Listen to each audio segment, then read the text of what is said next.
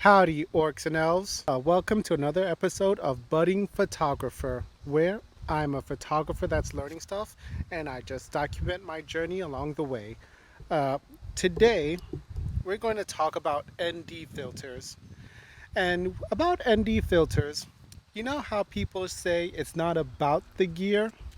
Well, yeah, that's right too, but it's definitely also gear is essential. And one essential piece of gear are ND filters. Now, I bought this particular ND filter from Aliexpress for about like $3 or $5. I don't remember. It's the Deer Kit. I'm not going to even put this in the description box below. I don't want to recommend getting something like this. But back to the subject at hand, ND filters. So why would I need an ND filter?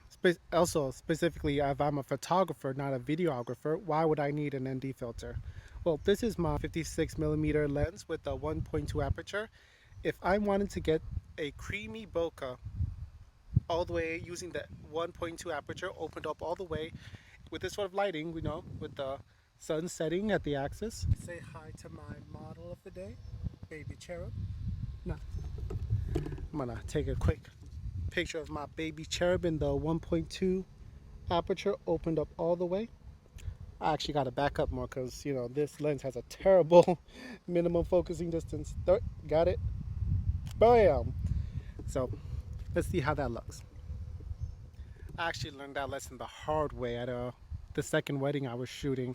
I was taking a picture of the bride's son. It was a light-skinned individual. What they say about, brothers absorbing the light, white people reflecting the light. I guess maybe he was mixed, but basically I overblew the highlights on his skin and I could not recover it. But at least the background was blurry, huh?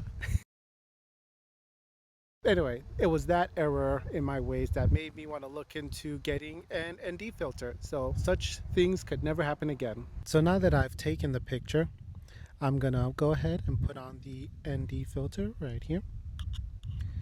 Now, the ND filter is plastic, it's not glass, but I'm just gonna put it on top of my UV filter on top of my 56 1.2 lens, and that's how it looks.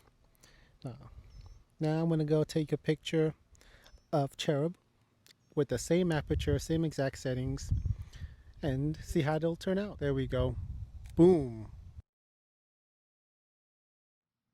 Okay, so looking at the images, I made a bit of a mistake. It's not going to be the exact same settings because I was shooting at aperture priority.